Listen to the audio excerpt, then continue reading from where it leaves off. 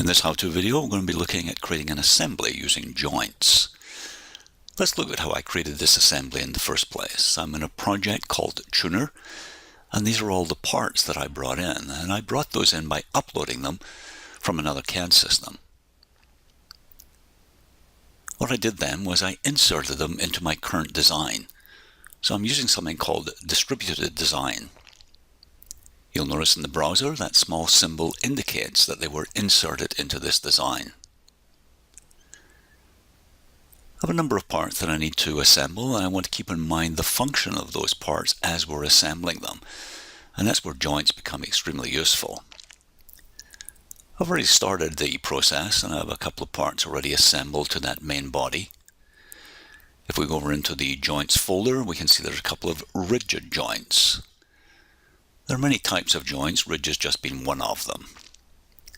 If I want to change that, I can go down into my timeline and modify it. And here we see the list of the joints. That one's fine, so I'm just going to click Cancel. Now, if you want a full description, in the Fusion 360 help, I just went into the joint dialog box, keyed that in, did a search for it, and there's a great little section here explaining the joint type, a description of each of the joint types, and the motion that's allowed. And that's important to understand. So what we're going to be doing then is limiting the motion of each of these parts by applying a joint. The first thing I did when I started this was I took that casting and I grounded it. That means that it cannot move.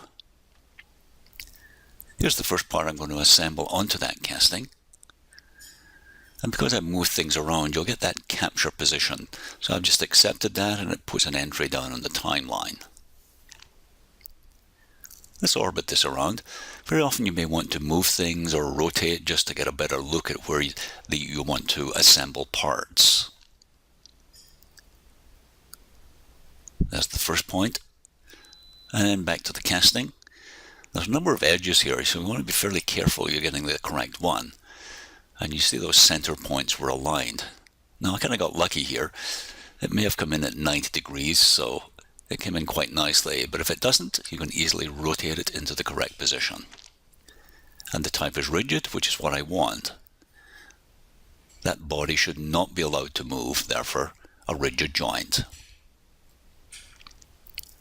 This is the next part we want to assemble. Back to joint. Move that out of the way a little bit so we can see it. Then select the edge that I want to adjoin to the other part. Again, because of that chamfer, you want to be really careful. That's looking fine. Click OK. So we can continue on with this process. Right-click to get the marking menu and repeat joint. Rotate that around. Again, being careful as to which circular edge I select.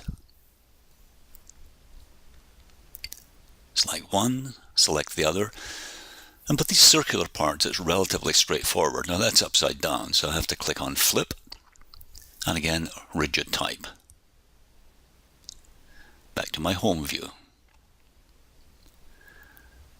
Now the next stage is that this is a small worm gear assembly. So I'm going to repeat the joint. And this is the first part that will actually have motion. Again, thinking of what it actually does. So I want to select that circular edge. It fits inside the casting. Now it's showing up as rigid, but I want that to rotate. So I'm going to choose a revolute joint. And the preview shows me the action is correct. That's the motion that I want. Click OK. I'm just clicking and dragging to show that that's correct. Next thing is this washer that fits in against the casting. Capture position. Now in this particular case, I want to be careful as to where the washer actually assembles to. So I'm going to choose the outside edge of the casting right there. I want to flip that around. And I don't want a revolute joint. I want this to be rigid. That part does not move. Click OK. Now the next thing is this little handle, but it's kind of awkward to assemble that because that washer's in the way. So what I'm going to do is turn off the visibility of that, and that will help. I know the thickness of that is 0.8 millimeters, so that's useful information for the next phase here. Select one edge, select the other edge. Notice I've selected not the casting this time. So the value is 0.8 millimeters, but it's a negative value, so negative 0.8 millimeters. And the type of joint that I want is correct. I want a rigid joint. Click on OK. So does that work? Oh, let's just drag this and see. Yep, so that's working correctly. And let's drag the other part.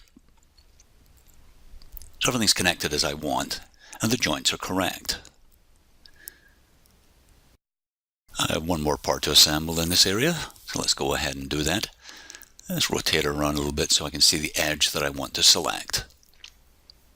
Again, right-click, repeat the joint, capture the position, and select that circular edge, and it's the lower of the two edges there.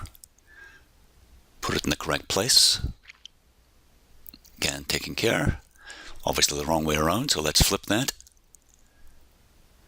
And because I had that 0.8, that negative 0.8 in from the previous operation, I have to set that back to 0. So now it's correct. Click OK. Just one more part to go here. Now in this particular case, when that handle turns, because it's a worm gear, we want this other part to turn as well. So we've got to get an idea of the function of what's going on, and we'll talk about that when we apply the joint to this final part. So capture the position. And we want to be careful where we select on here. So just come back in, select that point, which is right in the middle, so it aligns right there. Now it's way too high, so what I want to do is just turn that around so I can see it and change the visibility. So I'm changing my visual style so I can see the hidden edges.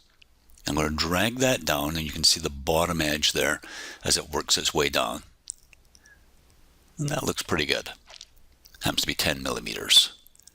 What type of joint? Well, it's going to rotate, so I want a revolute joint, and you can see the preview. Click on OK. Now how do we make this work?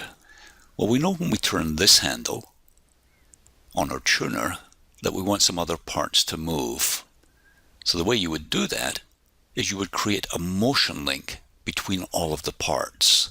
I'm not going to cover that in this section, but under Assemble you can see Motion Link, and you would simply connect together the joints that you've created.